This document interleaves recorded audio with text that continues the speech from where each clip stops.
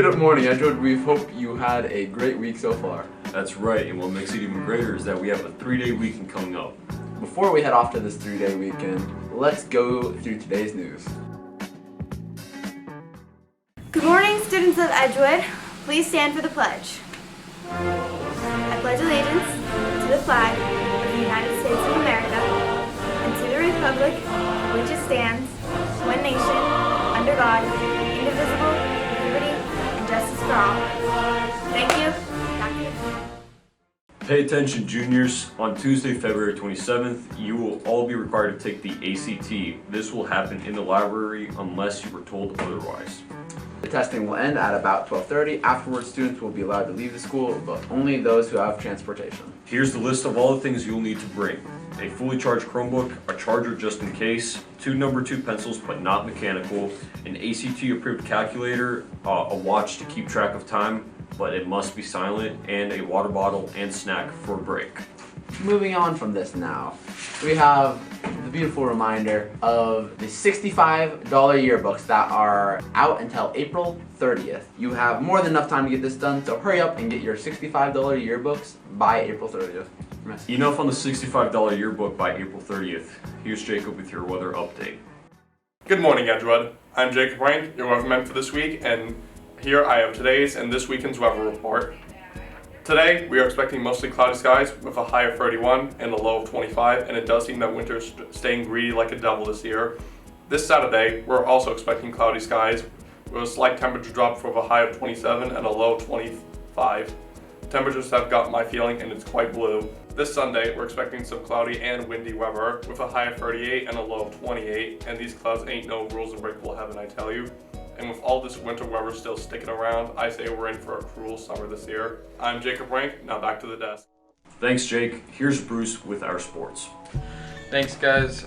Here's what we've got for sports so far this week. Boys bowling fell in their season finale to NDCL 2,226 to 1,850. The best games were me, Brock Foltz with a 182, Nathan Cameron had a 153, and Jackson Helfer had a 140. Girls bowling lost its regular season finale by 18 pins.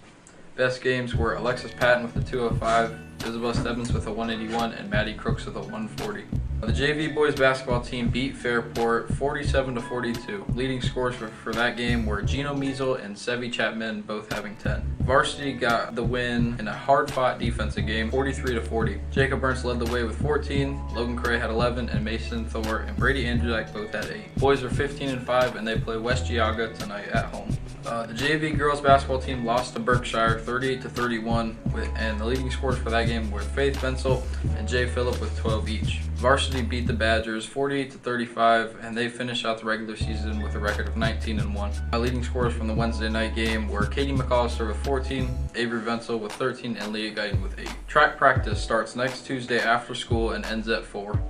Make sure you have your final forms up to date, you have a current physical, and your athletic fee is paid.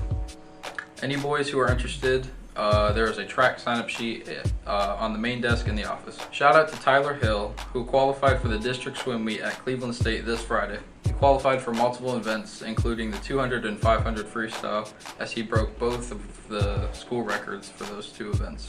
And a friendly reminder that if you are interested in playing boys tennis, there's a meeting in the art room after school today, starting at 2:30. That's all for sports. Back to the desk. I cannot imagine being kicked out of the sports section. Oh wait, I can. It happened. What the heck, Bruce? You kicked me out, used me, threw me away.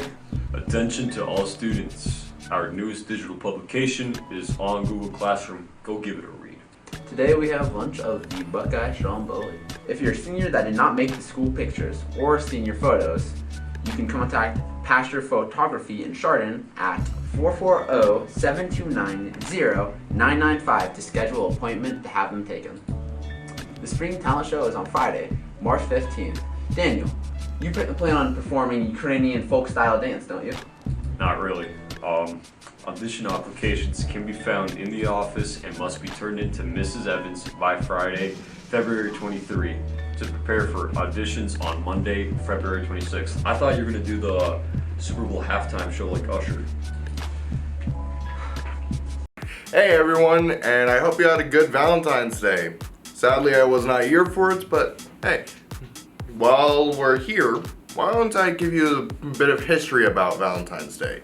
And like most of our holidays, it started all the way back in ancient Rome. According to historians, the original holiday of Valentine's Day was a holiday called Lupercalia, which was dedicated to the Roman god Faunus, where they sacrificed a goat and a dog, the goat representing fertility and the dog representing purification. Now, surprisingly, Lupercalia managed to survive the original uprising that was Christianity, but was soon outlawed to be unchristian in the late 5th century.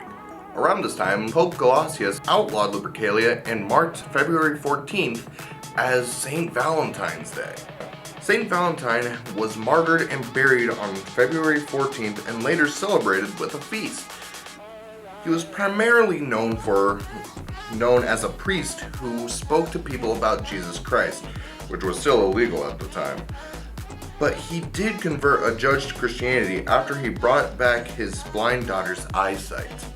Yeah, there were actually two St. Valentines, which could have been the same person. That's an interesting fun fact for the dinner table. Isn't history fun?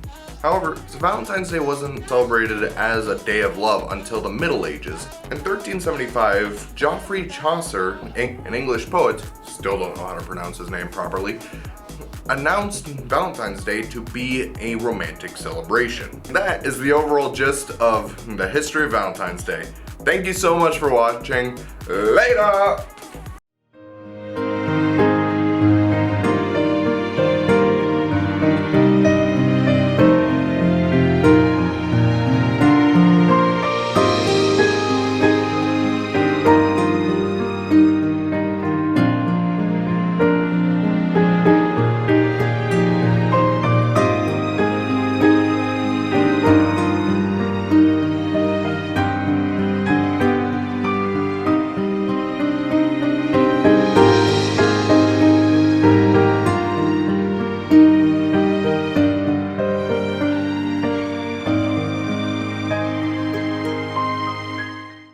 Moving on, driver education starts soon.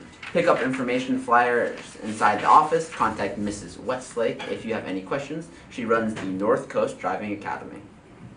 Before we end today's show, we would like to wish a happy birthday to Alyssa Long and Aaliyah Rose. That's it for now. Have an amazing day. Edgewood Media!